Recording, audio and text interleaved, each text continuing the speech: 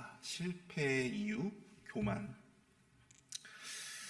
여러분들 기억하시는지 모르겠지만 예전에 우리나라의 청년 사역으로 굉장히 꽤나 이름을 알리던 그런 목사님이 계셨습니다. 나날이 그 교회가 부흥되어져서 소위 대형 교회가 되었어요. 그리고 전국적으로도 그 목사님은 유명세를 떨치게 되었습니다. 그 당시 저도 신학을 공부하던 신학생이었는데 그 목사님처럼 목회하고 싶어 했고 많은 신학생들이 그 목사님처럼 설교하고 싶어 했습니다. 그러나 그러던 가운데 어느 날 그가 성적 범죄를 그 교회에서 반복적으로 자행해 왔다라고 하는 사실이 밝혀지게 되었습니다.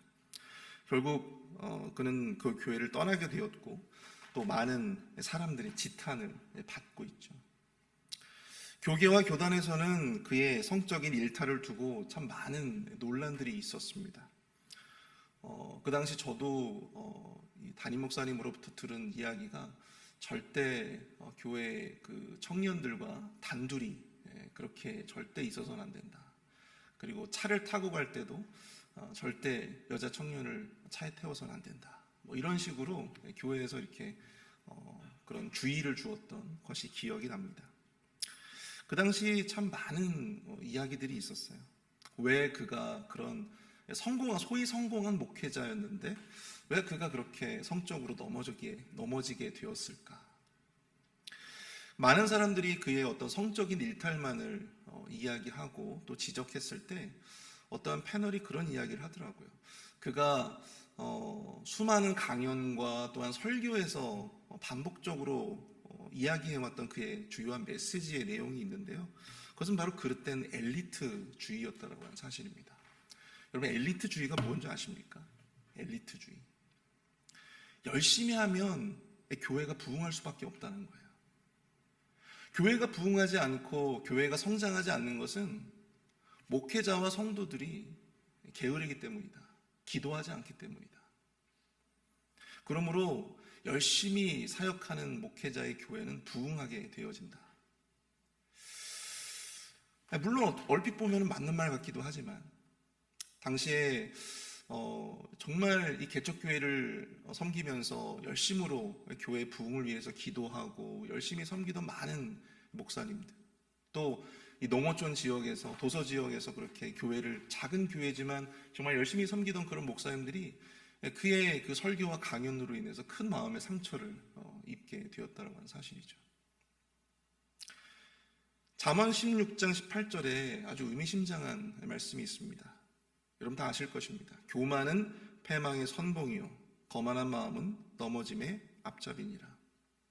결국 그가 그렇게 성적인 어떤 일탈로 드러나게 되었지만 실상은 그의 내재되어 있었던 영적인 교만, 그것이 결국은 그로 하여금 그런 괴물이 될 수밖에 하지 않았을까라고 하는 생각들을 해보게 되었어요.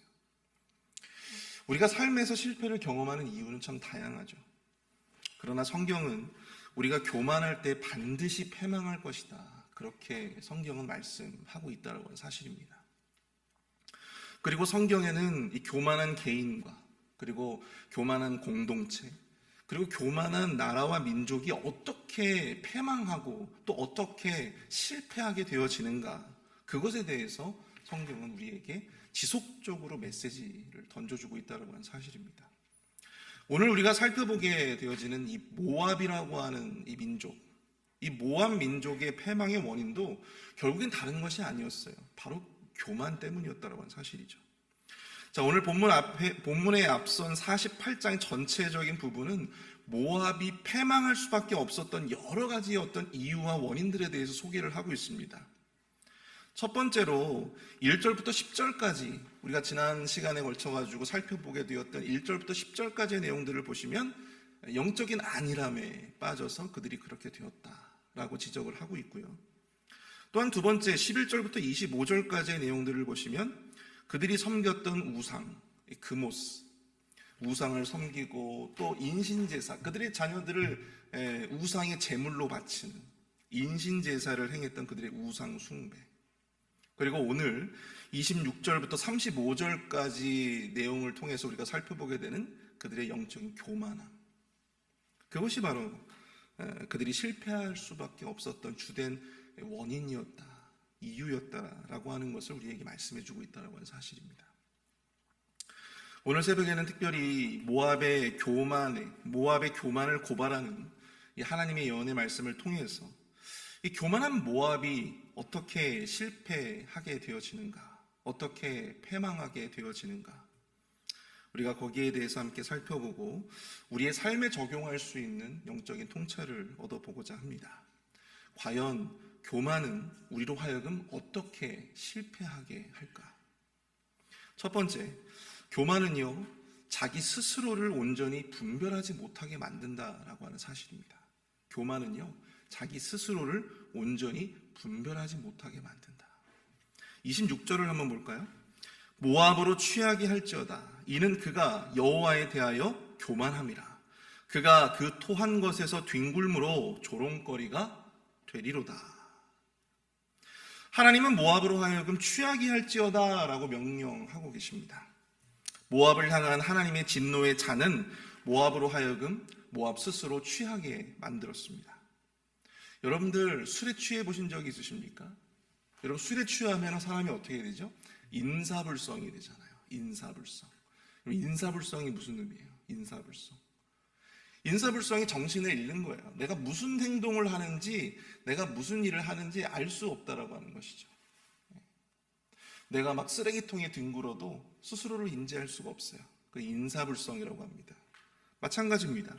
술에 취하면 하나님의 진노의 잔에 취하여, 교만에 취하여 이 모압이 어떤 행동들을 하게 되어집니까? 자신이 뭘 하고 있는지, 어떤 상태에 있는지조차 깨닫지 못하게 되어진다. 이것이 바로 우리로 하여금 실패하게 만드는 교만의 첫 번째 실패입니다. 스스로에 대한 분별력이 약화된다. 여러분, 모압의 모습을 보십시오. 그가 여호와에 대하여 교만함이라. 여러분, 그가 여호와에 대해서, 모압이 여호와 하나님에 대해서 교만했다라고 이야기를 하고 있어요. 그리고 그가 그 토한 것에서 뒹굴므로 조롱거리가 되리로다. 여러분, 자기가 토한 것에 스스로 뒹굴고 있습니다. 그럼에도 불구하고, 자신이 조롱거리가 되고 있음에도 불구하고 그것을 인지하지 못하는 그러한 모습, 스스로 취한 상태에 빠져 있는 것과 같은 상태로 세상을 살아가는, 스스로 토한 것에 뒹굴어도 그것을 분별하지 못하고 깨닫지 못하는, 그래서 남들의 조롱거리가 되고 있는 줄도 모르고 그렇게 살아가게 된다. 그것이 바로 교만에 의해서 영적으로 취한 자들의 모습이다라고 하는 사실이죠. 27절을 보십시오. 내가 이스라엘을 조롱하지 아니하였느냐? 그가 도둑 가운데에서 발견되었느냐? 내가 그를 말할 때마다 내 머리를 흔드는도다. 여러분, 이 모압이 이스라엘을 조롱했어요. 이 모압은 원래 이 롯과 그의 그 딸 사이에서 관계하여 낳은 자손이죠. 혈연으로 따져보아도 사실 이스라엘과 모압은요, 매우 가까운 형제의 나라라고 해도 무방합니다. 그런데 북이스라엘이 아수르에 의해서 먼저 멸망을 당하지 않습니까? 그런데 그때 이 모압 사람들이 자신의 형제 나라와 같은 이 북이스라엘의 멸망을 두고 안타까워하고 또 자기 스스로를 돌아보았던 것이 아니라 오히려 그들을 조롱하면서 박수쳤다라고 하는 사실이죠. 그러면서 이런 이야기를 합니다. 도둑이 현장에서 잡혀서 그 수치를 당하는 것이다. 너무나도 당연한 이치다라고 하는 사실이에요. 북이스라엘이 멸망하는 것은 너무나도 당연한 것이다. 여러분, 도둑이 잡히면 수치를 당하잖아요. 그렇죠? 체포되잖아요. 벌을 받잖아요. 마찬가지로 북이스라엘이 망하는 것도 결국 순리대로 되어지는 것이다. 그렇게 조롱하였습니다. 이스라엘의 멸망을 목도하면서 자기 자신의 죄를 돌아보아야 했건만, 자신들의 죄를 회개하며 다시금 자신들의 삶에, 그 그릇된 삶에서 하나님께로 돌아가야만 했건만, 그들은 오히려 이스라엘을 향해서 머리를 흔들며 조롱했다. 여러분, 그 머리를 흔들며 조롱하는 게 뭔지 아시죠? 어떻게 하는 거예요? 머리를 흔들며 조롱하는 거. 머리를 막 이렇게 흔들면서 놀리는 거예요. 이렇게 자신을 돌아보지 못하는 그들에게 하나님께서 어떠한 벌을 내리신다고 하십니까? 28절 보십시오. 모압 주민들아 너희는 성읍을 떠나 바위 사이에 살지어다. 깊은 골짜기 어귀에 깃들이는 비둘기같이 할지어다. 스스로를 돌아보지 못하는 그 교만함으로 인해서 하나님은 그들이 바벨론의 침략을 받아 성읍을 버리고 사방으로 흩어져서 바위 사이에 숨어서 살아야만 하는 그런 비참한 신세로 전락하게 될 것임을 예언하고 계신 것입니다. 그들이 스스로 우리는 안전하다, 우리는 튼튼한 요새를 가졌다라고 하는 그 성읍을 잃게 되고 결국엔 자신들의 안전을 보장받지 못하는 그 바위 틈에 그렇게 숨어 사는 그러한 약자의 삶으로 그들을 전락시키시게 될 것이다. 여러분, 교만은요, 이처럼 자기 자신에 대한 분별력을 약화시킵니다. 내가 지금 뭘 하고 있는지, 내가 지금 어떠한 말을 하고 있는지, 내가 지금 어떠한 생각을 하고 있는지, 그것에 대한 생각을, 그것에 대한 인지를 흐리게 만들어요. 자신이 얼마나 큰 죄인인지 깨닫지 못하게 합니다. 예수님 시대의 바리새인들이 그랬잖아요. 스스로 자신들이 얼마나 큰 죄인인지, 예수님 앞에, 하나님 앞에 얼마나 큰 죄인이고 또 그 죄를 감당하기 인간의 힘으로 부족하다라고 하는 사실을 너무나도 잘 알고 있었음에도 불구하고 그들은 그것을 인정하지 않았다라고 하는 사실입니다. 세상 힘든 것이, 또한 세상의 고통스러운 것이 다 자기 때문이 아니라 다 누구 때문에 이렇게 된 것 같이 그렇게 느껴지는, 자신의 허물은 보이지 않고 자신의 죄는 보이지 않고 다른 사람들의 죄와 허물만 더 크게 보이는, 여러분, 그게 교만이라고 하는 사실이에요. 교만이 다른 것이 아닙니다. 내 안에 들보는 보지 못하고 남의 티눈만이 더 크게 보이는 자. 어떠십니까? 여러분들은 교만한 자입니까? 여러분들은 교만한 자입니까? 근데 여러분, 참 이상한 것이요, 스스로를 교만한 사람이라고 생각하는 사람은 세상에 많지 않은 것 같아요. 근데 여러분, 교만이 다른 것이 아니에요. 고개만 뻣뻣하다고 해서 그 사람이 교만한 자가 아니고 자기 자신을 볼 줄 모르는 사람이 바로 교만한 사람이에요. 모든 것이 다 다른 사람, 남 탓만 하면서 세상을 살아가는 그러한 우리의 모습들, 바로 그것이 교만입니다.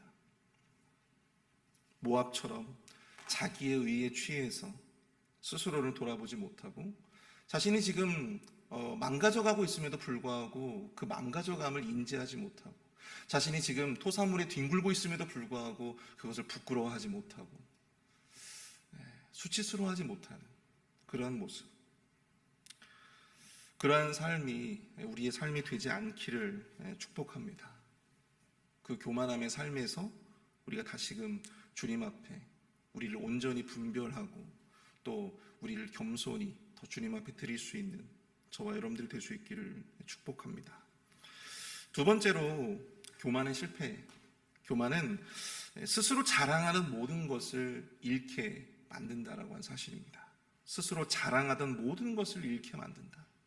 여러분, 30절 말씀 한번 보십시오. 여호와의 말씀이니라. 내가 그의 노여함에 허탄함을 아노니 그가 자랑하여도 아무것도 성취하지 못하였도다. 하나님은 모압이 자랑하는 그 어떤 것도 성취하지 못하였다라고 선언하십니다. 그들이 자랑하고 대단하게 여기는 그 어떤 것도 허탄하며 또 아무 열매도 거두지 못할 것이다. 그런 말씀을 주고 계시는 것이죠. 특별히 여러분 31절을 보시면요, 그러므로 내가 모압을 위하여 울며 온 모압을 위하여 부르짖으리니 무리가 길헤레스 사람을 위하여 신음하리로다. 이렇게 말씀을 하고 있습니다. 여러분, 길헤레스가 어디입니까?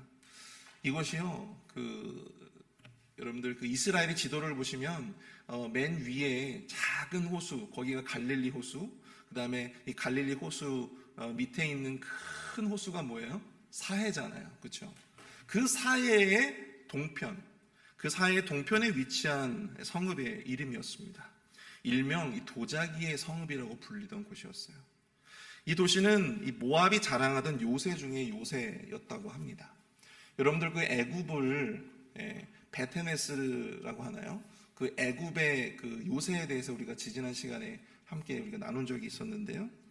근데 여기는 이 길헤레스라고 하는 이곳은 이 모압이 자랑하던 튼튼한 그런 요새와 같은 그러한 성읍이었다고 합니다. 그러나 이 온 모압의 무리가 그 길헤레스 사람을 위해서 신음할 것이다 라고 하는 것은 무엇을 의미하는 것입니까? 그 튼튼한 요새마저도 어떻게 될 거라는 거죠? 멸망하고 무너져 내릴 것이다 라고 하는 것을 상징하는 표현인 것이죠. 그들이 스스로 이곳에 있으면 우리가 안전하다, 이곳에 있으면 우리는 저들로부터 보호받을 수 있다 라고 스스로 그렇게 자랑해왔던 그들의 튼튼한 요새마저도 결국 무너지게 될 것이다. 그들조차도 신음하게 될 것이다. 그렇게 말씀하고 계시는 것이죠. 또한 우리가 32절, 33절을 보시면 신마의 포도나무여 너의 가지가 바다를 넘어 야셀 바다까지 뻗었더니 너의 여름 과일과 포도 수확을 탈취하는 자가 나타났으니 내가 너를 위하여 울기를 야셀이 우는 것보다 더하리로다. 기쁨과 환희가 옥토와 모압 땅에서 빼앗겼도다. 내가 포도주 틀에서 포도주를 끊어지게 하리니 외치며 밟는 자가 없을 것이다. 그 외침은 즐거운 외침이 되지 못하리로다. 여러분, 여기서 등장하는 이 신마라고 하는 곳, 이것은 원래 이 르우벤 자손들이 건축한 성읍의 이름이었습니다. 르우벤 자손. 여러분, 이 모압이라고 하는 그 사해 동편 지역이 모압이라고 하는 땅이 있었는데 그 모압 땅의 위쪽에 보면요, 바로 그 접경 지역의 르우벤 지파의 접경 지역이 이렇게 위치하고 있었어요. 이 신마라고 하는 것도 르우벤 지파의 사람들이 건립했던 성읍이었는데 나중에는 이 모압의 지배하에 들어가게 되었습니다. 근데 이 땅은요, 매우 기름지고 또 아주 풍부한 이 포도 생산지로 유명한 곳이었어요. 신마의 포도나무여 너의 가지가 바다를 넘어 야셀 바다까지 뻗었더니, 바다를 넘어설 정도로, 그 가지가 바다를 넘어설 정도로 광대한 포도원을 상징하고 있는 것입니다. 이 광대한 포도원은 모압의 자랑이자 또 모압이 가진 이 부요함의 상징과 같았던 그런 곳이었습니다. 그러나 이곳마저도 바벨론에 의해서 탈취당하게 될 것이다. 그것을 예언하고 계신 것이죠. 그리고 그 포도 농장도, 그 광대하게 자랑했던 포도 농장도 결국엔 황폐해지게 될 것이다. 여러분들 여기 보시면 그 두 개의 지명이 나오잖아요. 신마와 아셀, 야셀이라고 하는 지역이 나옵니다. 야셀이라고 하는 곳은요, 이 모압의 이 북쪽 변방 지역에 있었던 한 성읍의 이름이었어요. 소위 말하면 여러분들 그 우리나라로 치면 무슨 뭐 연천이나 뭐 이런 곳을 상징하는 것입니다. 그 변방 지역이에요, 변방 지역. 근데 보시면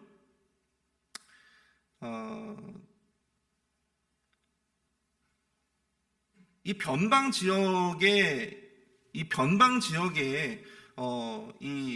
지역이었던 이 야셀보다 이 변방 지역이었던 이 야셀과 또 후방이었던 상대적으로 후방 지역이었던 이 신마. 근데 신마가 우는 것이 야셀이 우는 것보다 더할 것이다, 그렇게 예언을 하고 있다라고 하는 거예요. 이것은 무엇을 의미합니까? 후방 지역이었던 이 신마가 변방 지역이었던 이 야셀보다 훨씬 더 울게 될 것이다. 이게 무슨 의미예요? 여러분, 신마는 후방이니까 더 안전할 거라고 사람들이 생각했어요. 그리고 야셀은요, 변방이니까, 북쪽의 변방이니까 더 안전하지가 못하겠죠. 외적들이 이제 침입을 해올 테니까. 그런데 하나님은 말씀하십니다. 신마가 훨씬 더 울게 될 것이다, 더 할 것이다 라고 이야기를 말씀하고 있는 것이죠. 이것은 바벨론이 침공할 때 후방인 신마의 피해가 전방인 야셀보다 훨씬 더 크게 될 것이다 라고 하는 말씀이에요. 전후방할 것 없이 이 모압 전 국토가 파멸되게 될 것이다 라고 하는 것을 상징해주고 있는 것입니다. 그러면서 이 33절을 보시면 외치며 밟는 자가 없을 것이다. 그 외침은 즐거운 외침이 되지 못하리로다. 즐거운 외침은 여러분들 어떤 외침입니까? 즐거운 외침. 여러분, 우리가 포도를 수확할 때 우리나라로도 그렇지만 우리가 이제 힘든 이 농사를 지을 때 보면 노래를 부르면서 이 농사를 짓잖아요. 포도를 수확할 때도 마찬가지예요. 기쁨으로 그 풍성한 그 포도의 수확을 막 기뻐하면서 외치면서 그렇게 노래를 부르면서 그렇게 포도 수확을 했는데, 여러분, 이들의 외침은 그런 즐거운 외침이 아니라 어떤 외침입니까? 절규와 같았다라고 하는 사실이죠. 절규와 같은 외침. 그들의 삶의 기쁨과 환희를 하나님이 빼앗으시고 그들의 자랑을 오히려 슬픔으로 바꿀 것이다. 이처럼 하나님은 교만한 자가 자랑하는 그 모든 것을 여러분들 헛된 것으로 만들어 버리십니다. 그리고 그 모든 것들을 다 잃어버리게 만드시는 거예요. 우리로 하여금 교만하게 만든 모든 부와 자랑, 그리고 기쁨과 환희를 공허와 황폐함, 그리고 슬픔으로 바꾸신다라고 하는, 이것이 바로 교만한 자가 당할 심판의 실패의 모습이다라고 하는 사실입니다. 교만한 사람들은 자신들의 손에 쥔 것을 두고 헛된 자랑을 합니다. 내가 이만큼 벌었어. 내가 이만큼 이루어냈어. 내가 이만큼 오랫동안 우리 교회를 섬겼어. 나 아니면 안 돼. 그것이 마치 대단한 것처럼 그렇게 우리가 자랑하게 되어진다는 사실이죠. 그러나 결국 그 모든 것들이 다 의미 없는 헛된 것으로 하나님께서 만들어 버리시겠다. 내가 자랑하였던 그 아무것도, 그 어떤 것도 아무것도 아니었구나 라고 탄식하게 될 것이다. 오늘 말씀은 이야기해주고 있다고 하는 사실입니다. 이것이 바로 교만이 가지고 있는 허무한, 교만한 자의 삶이 가지고 있는 허무한 그런 삶의 모습인 것이죠. 모압이 자랑한 튼튼한 성체와 그 광대한 이 포도원은 그 모든 부유함, 그들 스스로가 이룬 것도 아니고 하나님의 은혜로 말미암아 그들에게 주어진 것임에도 불구하고 그들은 그것을 헛되게 자랑하고 또 그것을 통해서 그들은 더욱더 교만해졌다라고 하는 사실입니다. 그러나 하나님은 그 교만의, 그 축복의 현장을 저주의 현장으로 바꾸셨어요. 하나님은 그 축복의 현장을 저주의 현장으로 바꾸시고 그들의 기쁨과 그들의 환희를 공허와 슬픔, 탄식으로 바꾸셨다고 하는 사실입니다. 우리가 축복이라 여기는 바로 그것을 하나님은 언제든지 저주의 산물로 바꾸실 수 있는 분임을 우리가 오늘 말씀을 통해서 우리가 좀 깨달아 기억하게 될 줄로 믿습니다. 하나님 앞에 교만함을 회개하고 우리가 더욱더 겸손함으로 주님 앞에 나아가는 우리의 삶이 될 수 있기를 축복합니다. 우리 다 함께 오늘 말씀을 생각하시면서 우리가 좀 합심해서 함께 기도하도록 하겠습니다. 하나님, 우리가 겸손하게 하여 주시옵소서. 우리가 가진 것으로 교만하지 않게 하여 주시고 더욱더 겸손히 주님의 은혜에 감사하며 살게 하여 주시옵소서. 스스로를 온전히 분별하며 살게 하여 주시고 헛된 것들을 마치 자신들이 이룬 것인 양 그렇게 자랑하지 않게 하여 주시옵소서. 우리 함께 기도하겠습니다.